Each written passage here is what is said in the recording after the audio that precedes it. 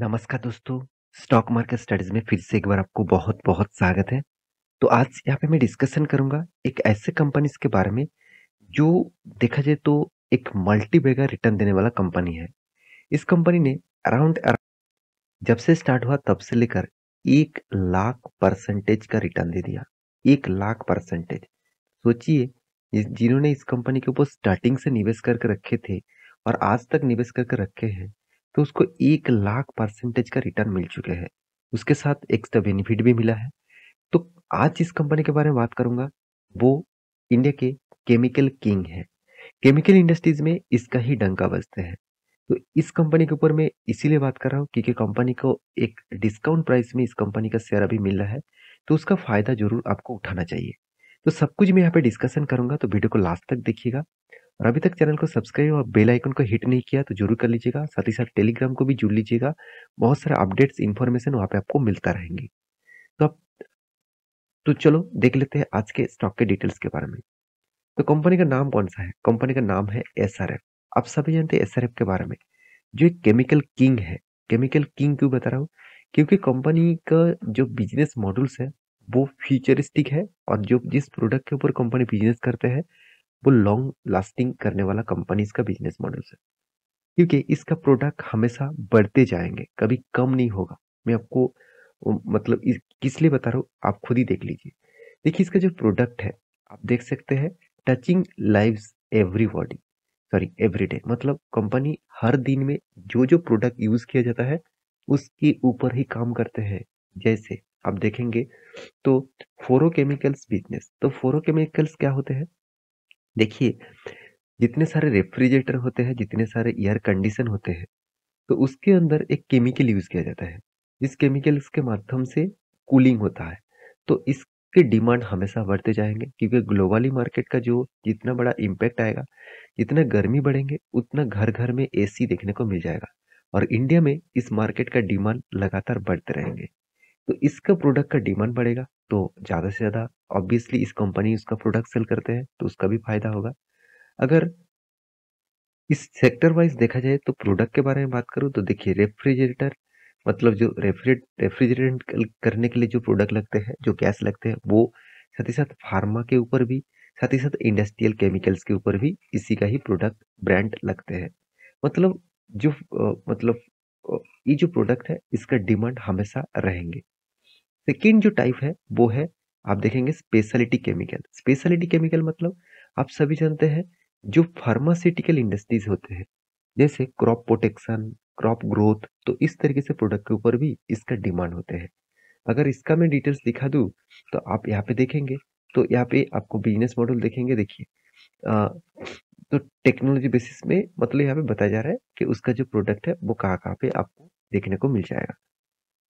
तो थर्ड जो प्रोडक्ट है वो है क्या? पैकेजिंग एंड फिल्म्स बिजनेस में।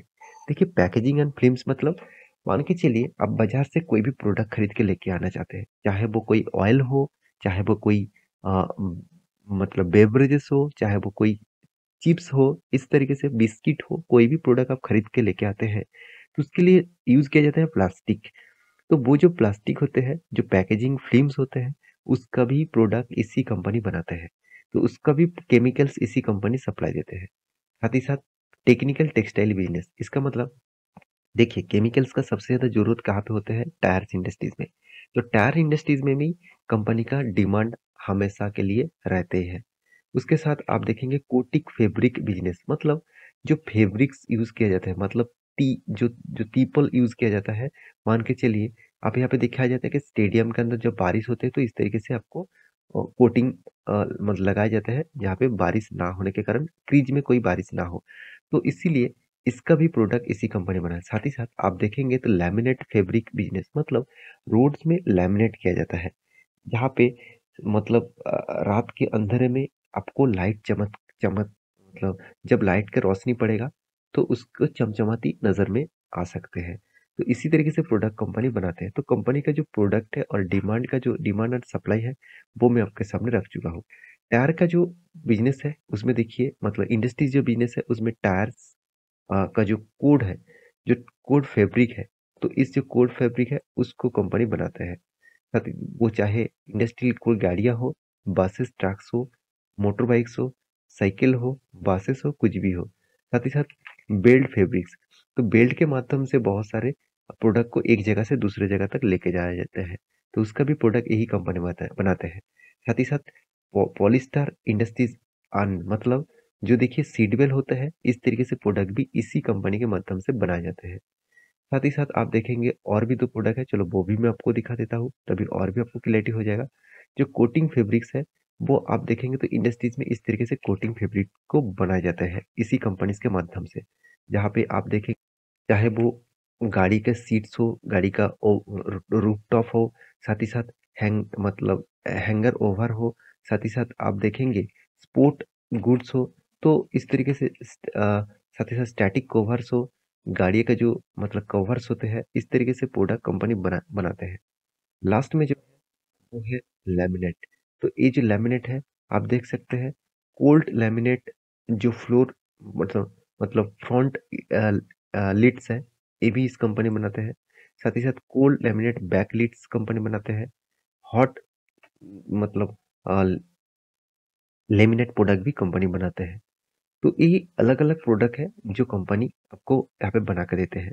तो मैं ये सारे डिटेल्स इसीलिए आपको बता रहा हूँ क्योंकि जिस कंपनी के ऊपर आप निवेश करना चाहेंगे, उसके बारे में अगर जानकारी ना हो, उसका प्रोडक्ट कहाँ पे यूज़ किया जाता है वो आपको जानकारी ना हो, तो उस कंपनी के ऊपर आज आप तो निवेश कर देंगे, बाद में शायद वो आपको उस कंपनी के ऊपर बहुत बड़ा दिक्कत हो सकते हैं, बहुत बड़ा लॉसेस का सामना झेल सकते हैं। तो रही बात कंपनी के डिटेल्स के बारे में, तो डायरेक्ट में दिखा दूँ कंपनी का शेयर होल्डिंग पैटर्न, तो आपको दिखेगा प्रोमोटर के पास ही 50% का होल्डिंग है। अगर आप देखेंगे तो एफआईएस के पास कितना होल्डिंग है? एफआईएस के पास 18 टू 19%। क्यों? क्योंकि एफआईएस जानते हैं इस कंपनी के ऊपर लगातार उसको एक अच्छा खासा रिटर्न मिलते हैं। डीएस के पास कितना? 14% का होल्डिंग, पब्लिक के पास कितना? 16% का होल्डिंग, अदर्स के पास कितना? अदर्स के पास कुछ होल्डिंग नहीं है। तो रही बात कंपनीज का फाइनेंशियल डिटेल्स के बारे में, कंपनी में मुझे एक्सचेंज अच्छा लगता है, हर साल में खुद का ग्रोथ कराता जाते हैं। तो कंपनी के रिटर्न के साथ साथ एनुअली इनकम के साथ साथ कंपनी का नेट प्रॉफिट भी हमेशा इंक्रीजिंग मूवमेंट में आपको देखने को मिलेगा। और कंपनी का अर्निंग पर शेयर के बारे में बात करूँ तो अर्निंग पर शेयर भी यहाँ पे अच्छा खासा लेवल में आपको देखने को मिला। तो यहाँ पे लास्ट 2 सालों में अर्निंग बस शेयर 50% नहीं 3 टाइम्स डाउन हो चुके हैं। तो इसका मतलब जो अर्निंग है वो यहाँ पे डाउन हुआ है, तो इसलिए कंपनी का प्राइस रेंज सस्ते में देखने को मिला है। रही बात कंपनी के डेप्थ के, तो कंपनी के पास पहले तो कर्जा था, आज धीरे-धीरे करके कर्जा को वो नाक की जगह पे लेके जा रहा है। 0.50 के नीचे है, तो ऑब्वियसली आप इस कंपनी के ऊपर कंसीडर कर सकते हैं। तो रही बात कंपनी का मार्केट कैप का, 71,000 करोड़ के आसपास इसका मार्केट कैप है। पी रेशियो बता रहा है कंपनी का वैल्यूएशन अभी थोड़ा-सा हाई है और कंपनी का देखिए डेप्थ ऑफ इक्विटी एकदम ना के बराबर है। कंपनी के बेस्ट पॉइंट आपको जो लगेगा वो है कंपनी का return of equity and return of capital employed, जो 20% के ऊपर है। मैं आपको हमेशा बोलता हूँ 15 से 20% के ऊपर होना चाहिए किसी भी कंपनी का रिटर्न ऑफ कैपिटल एम्प्लॉयड और return of equities. Market cap to sales बता रहा है 4.5% के आसपास है। इसका मतलब 1 रुपया कमाने के लिए कंपनी को 4.88 रुपीस पेमेंट करना पड़ रहा है। तो वैल्यूएशन के हिसाब से ज़्यादा देखने को मिला। हाँ, पैग रेशियो ठीक है, 1% के आसपास है। 1% के नीचे होता तो और भी अच्छा माना जाता। तो कंपनी का देखिए रिटर्न ऑफ एसेट जो है, एसेट के ऊपर कंपनी 13% रिटर्न रिटर्न कमा रहा है। तो ये भी एक अच्छी बात है। साथ ही साथ कंपनी इसके ऊपर और एक डेटा दिखा दूँ, जो बहुत ही इंपॉर्टेंस है, वो है कंपनी का बैलेंस शीट। कंपनी का जो कर्जा है, क्या उसके हिसाब से कंपनी के हाथ में रिजर्व है? ऑब्वियसली रिजर्व लगातार इंक्रीज होता जा रहा है। कर्जे के 3 गुना से भी ज़्यादा कंपनी का रिजर्व है। तो रही बात कंपनी के कैश फ्लो का, कंपनी का जो कैश फ्लो है, वो जितना कंपनी प्रॉफिट खाते में दिखा रहा है, उतना ही कंपनी के हाथ में, उतना कंपनी के प्रोडक्ट के आसपास इसका रिजर्व देखने को मिला है। तो ओवरऑल बात करूँ कंपनी का जो हिस्सेदारी का, तो मैं पहले ही बोल चुका हूँ। इस तरीके से हिस्सेदारी क्यों देखने को मिला, चलो मैं आपको बता देता हूँ।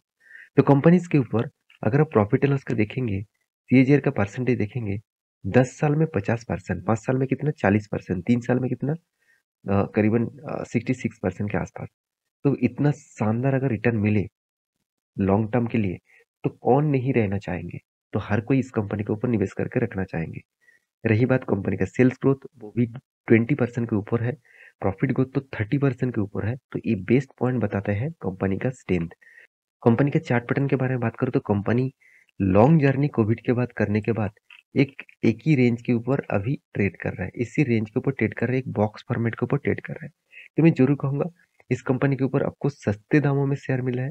अगर इस कंपनी का चार्ट पैटर्न आप देखेंगे, एक साल के 6 मंथ, एक साल में देखेंगे तो 8 से 10% का गिरावट देखने को मिला। इसी का ही आपको फायदा उठाना चाहिए, क्योंकि जो कंपनी 1 लाख% तक रिटर्न दे चुके हैं, अभी वो और 1 लाख देगा ऐसे कुछ होगा नहीं। आपको अभी देखना है कंपनी एवरेजली कितना रिटर्न दे रहा है, उस हिसाब से कंटिन्यूअसली आपको इस कंपनी के ऊपर करना चाहिए। तो देखिए, ये कोई रिकमेंडेशन वीडियो नहीं था। आपको मैं इस कंपनीज के बारे में डिटेल इसीलिए दिखाया क्योंकि बहुत सारे दोस्तों ने कमेंट किए थे। तो प्लीज एक बार रिसर्च करना, उसके बाद डिसीजन लेना, क्योंकि वीडियो टोटली एजुकेशन पर्पस में था, कोई बाय एंड सेल का रिकमेंडेशन नहीं था। मिलते हैं नेक्स्ट वीडियो में, तब तक के लिए अच्छे से रहिए, अपने ख्याल रखिए।